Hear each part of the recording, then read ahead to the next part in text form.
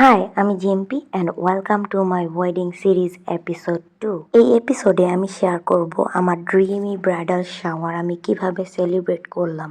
ওই দিন সকাল সকালে আমার কিছু ফ্রেন্ড চলে আসে, তারপর ওরা ডেকোরেশনের জন্য কিছু বেলুন ফুলাতে শুরু করে দিছে, তো ওর সাথে আমি একটু হেল্প করতেছিলাম ওদের সাথে। তারপর আমি এখানে রেডি হওয়া শুরু করলাম। আর অ্যাজ অলওয়েজ নদী আমাকে এরকম সাজানোর সময় বিরক্ত করবে ভিডিও করে করে, কিন্তু সুন্দর সুন্দর ভিডিও ক্লিপ নেও। এখানে আমার ফ্রেন্ডরা আমাকে হেয়ার স্টাইল করার জন্য হেল্প করে দিতেছে, যে কিভাবে হেয়ার স্টাইল করলে আমাকে ভালো লাগবে। তারপর আলোচনা করে সবাই মিলে একটা হেয়ার স্টাইল আমাকে করে দিল, যে হেয়ার স্টাইল আমাকে ওই দিন অনেক বেশি সুন্দর লাগছে। তারপর এখানে আমি রেডি সেডি হয়ে আমার এক ফ্রেন্ডকে সাজিয়ে দিতেছিলাম। সবাই একটু সাজুগাজু পারলো, আমার এই ফ্রেন্ড একদমই কম একটু সাজুগাজু পারে, তারপর ওকে একটু সাজিয়ে দিতেছিলাম। তারপর আমরা সবকিছু নিয়ে আমাদের বাড়ির পাশে একটা লিচু বাগান ছিল, যেখানে একটা পিকনিক স্পটের মতো তৈরি করে রাখছিল। তো এখানে আমি চিন্তা করছি আমার ব্রাইডাল শাওয়ারটা করব। তো এখানে এসে ওরা সব কিছু ডেকোরেট করতেছিল সবাই মিলে, আর সবাই চলে আসছে মোটামুটি।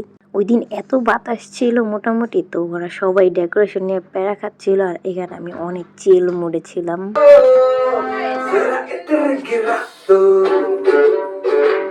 এর ফাঁকে আমি ব্রাইড টু বি এর এই রিলটা রেডি করে ফেললাম। এই রিলটা কে কে দেখেছেন সবাই কমেন্ট করে জানাবেন। এই রিলটা কিন্তু অনেক ভাইরাল হয়েছে, আর এটা নিয়ে করতে যেন কতবার আমি ট্রায়াল দিছি, 2-3 বার করার পরে তারপর ফাইনালি করা শেষে তারপর এটা আমি সেটা পরে নিতেছি প্রপারলি। বোটাও আমি যেন কতবার চেঞ্জ করছি, একবার কাঁধের কাছে লাগাই, একবার মাথায় পরি। এইগুলা করতে করতে সবারই ক্ষুধা লেগে যায়। তো এখানে খাবার সবকিছু রেডি করতেছে, আর আমি এখানে কেকটা খুলে নিতেছি। কেকটার এই রিবনটা কাটার সময় এত প্যারা নিতেছিলাম, গেচিটা কোথায় যেন ছিল। তারপর পরে পাওয়ার পরে সবাইকে বকতেছিলাম, কোথায় কি রাখস তোরা। আর এই হচ্ছে আমার cake. Karima said yes, bye bye single life.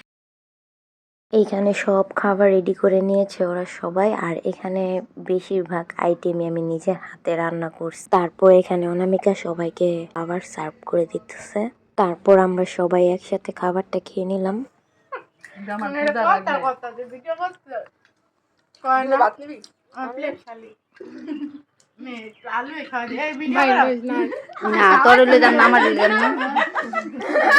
তারপর আমি খেয়ে দিয়ে একটু নিচে চলে গেলাম, একটা ড্রোন টাইপ শট নিলাম মোবাইল দিয়ে। ওরা উপর থেকে ভিডিও করতেছে আর আমি নিচে ঘুরতেছি। এরপর আমি নিচ থেকে ওদের কিছু ভিডিও নিলাম, সবাইকে একরকম ড্রেসে খুব বেশি সুন্দর লাগতেছে। তারপর আমার কিছু সিনেমেটিক শট নিলাম এখানে।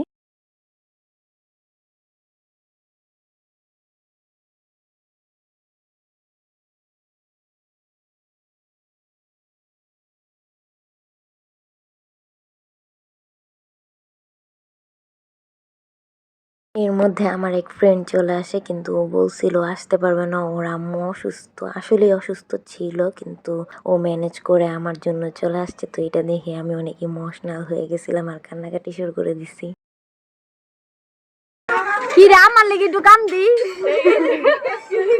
তারপর কেক কাটার জন্য রেডি হইতেছিলাম, আর ওদেরকে আমি বুঝাই দিতেছিলাম কিভাবে কেক কাটবো আমি। তারপর তোরা কি কি বলবি, তোরা মনোযোগ দিয়ে আমার কথা শুনতেছিল। আমি কেক কাটার আগে বুঝছস তো তোরা কি কি বলতে হবে তোদের।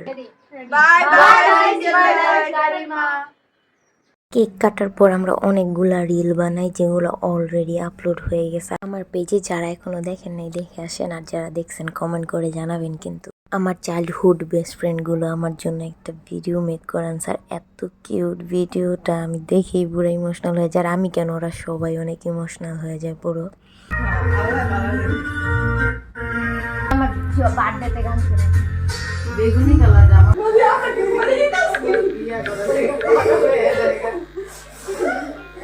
আসলে এই দিনগুলো আমরা সবাই অনেক বেশি মিস করব, জানি না এই দিনগুলো আবার ফিরে পাবো কি না।